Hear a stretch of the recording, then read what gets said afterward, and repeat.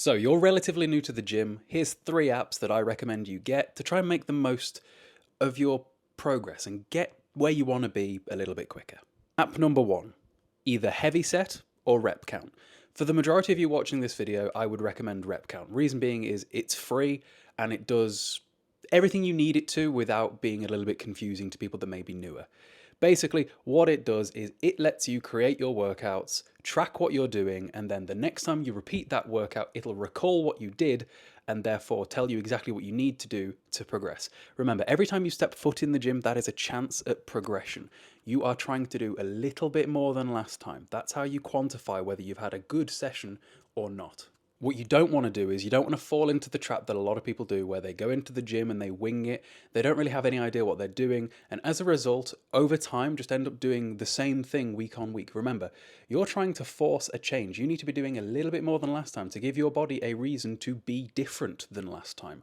Otherwise, you just end up spinning your wheels and for years and years, never really making it much distance. That's what happens to so many people in the gym. Get rep count or heavy set if you want. Create your workout within it. The plan doesn't even have to be perfect, although you can check out the link in my bio if you want a good plan.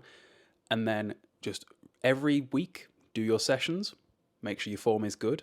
That comes with time, by the way. No one expects your form to be great straight away. And just try and do a little bit more each time you repeat your exercises. Every time you get an extra rep or a little bit of extra weight, you're winning. Now that the In the Gym app is covered, you are going to want a couple of apps so that everything that you do outside of the gym is conducive towards progress as well. There are 2 more apps that I would recommend for that. Both of them are free. First of all, it's one you will all probably either already have or already know about in MyFitnessPal. There are a lot of people that want the progress but aren't even really tracking their food. They don't know how many calories they eat. The amount of times I've spoken to a young lad that says he's trying to put on muscle and trying to bulk and things like that, and he doesn't even know how many calories he's eating. He doesn't know how much protein he's eating. He's just guessing. The whole idea of this is to attempt to take the guesswork out so that, again, you are moving linearly as linearly as you can, because things are never perfectly linear, but giving yourself the best chance of moving forward linearly. Use an app to track your food. Again, there are other apps, but for just the simplicities of being recognizable and everybody knowing how to use it, you want MyFitnessPal. You want to be able to track your food. I'm not saying you've got to do it forever. I'm not even saying that it's a requirement for progress, but it is going to take the guesswork out, and anything that gets measured gets progressed, and things are a lot easier. But what I wouldn't let MyFitnessPal do is tell you how many calories you should be eating in the first place. What you're going to want to do with your calories, and I could make an entire video about this and I might, is go use an online calculator to get an estimate for how many calories you need based upon whatever goal it is that you have. But then what you have to do is you have to use trial and error. MyFitnessPal will give you an amount of calories to eat that is usually not very accurate. You can pretty much ignore it. The only thing you're using MyFitnessPal for is to track the food that goes in. Every other number that it tells you, ignore them. They're not helpful for you. All you're going to do is you're going to track the food that goes in, and then, this is where app number 3 comes in, you're going to track what happens to you over time on the scale. That brings us on to app number 3, an app called Happy Scale. What Happy Scale does is it allows you to track your body weight over time and tells you whether you're on track to get towards whatever goal it is that you have, and it gives you a moving average. Realistically, apps like this work the best when you're weighing yourself more frequently than not. Because what happens is if people only weigh themselves once per week, they are then not able to see through fluctuations. Because if you're a normal person, fluctuations are likely to happen because you live a different life day to day. Not every day is exactly the same, because fitness, odds are, isn't your life.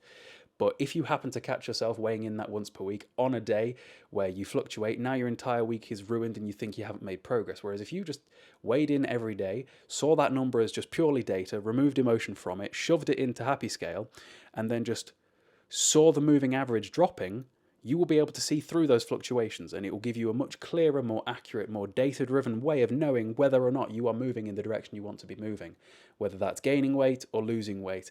It just clears things up, and that's the whole idea of this.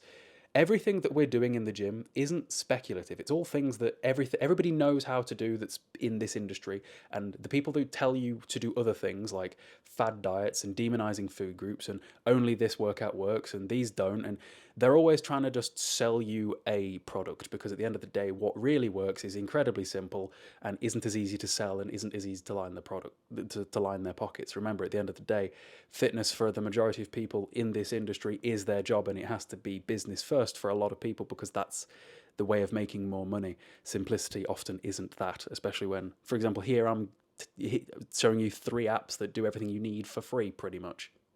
And then what you can do is you can use Happy Scale and MyFitnessPal in conjunction with one another to know what you need to do next and make decisions based upon that. For example, you track the food going into your mouth through MyFitnessPal.